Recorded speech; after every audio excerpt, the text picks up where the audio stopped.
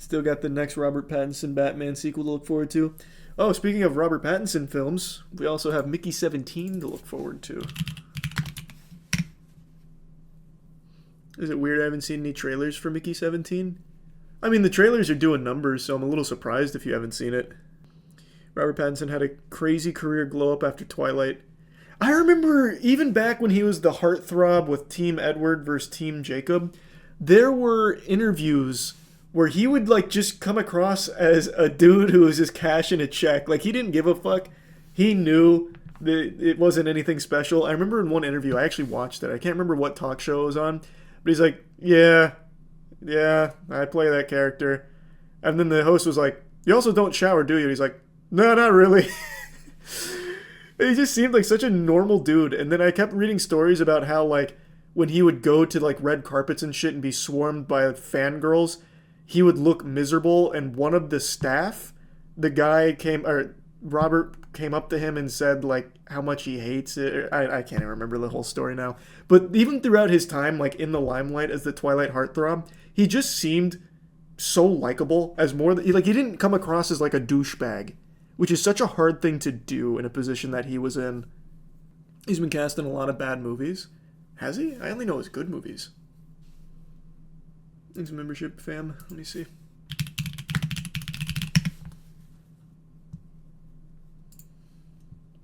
Let's see post-Twilight, because he's taken some great roles. Alright, so immediately after Twilight, Breaking Dawn Part 2, he did a music video for Dior. He was in something called The Rover, never heard of it. Maps to the Stars, never heard of it. Queen of the Desert, never heard of it. Life, never heard of it. Childhood of a Leader, never heard of it. Lost City of Z, never heard of it. Okay, wait, never mind. Wait, he was on a stinker streak for a minute. Hold on a second. Yeah, actually, it was really The Lighthouse that turned it around for him. Yeah, no, it was Lighthouse. Which wasn't that far. No, it was 6 years. 6 years till he was in a heater. It was Good Time. I don't think I ever saw Good Time. What's Good Time?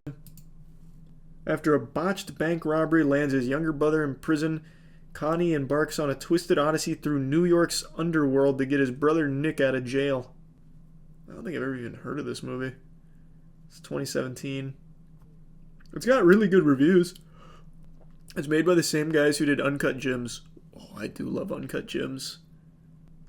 Robert Pattinson had a stalker who would camp outside his house, and he eventually took her out to dinner and she stopped stalking him.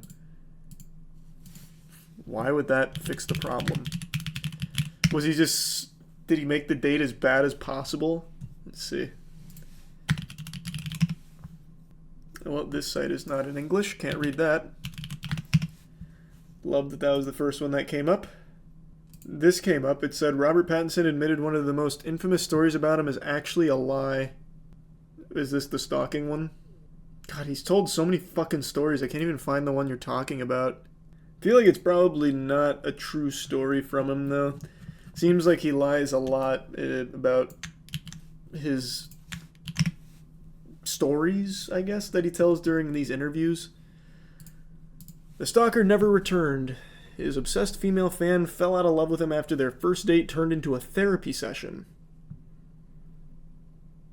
According to him, it's such a draw. He had an obsessive stalker following him around all the time. But instead of dealing with such a fan as a normal celebrity would do, Pattinson instead took the said stalker on a date, boring her to death. I was so bored and lonely that I went out and had dinner with her. I just don't believe that for a second. I really do not believe that. I kind of complained about everything in my life for about 2 hours, and then she gave me the bill at the end. I had to pay for it, and then she was never back outside my apartment ever again. I don't know, man. I gotta take that with a grain of salt now that I know he just makes some shit up for his interviews. Sucks Elijah Wood couldn't find the same success as Robert. Elijah Wood has found success as a producer. He's produced a lot of interesting films.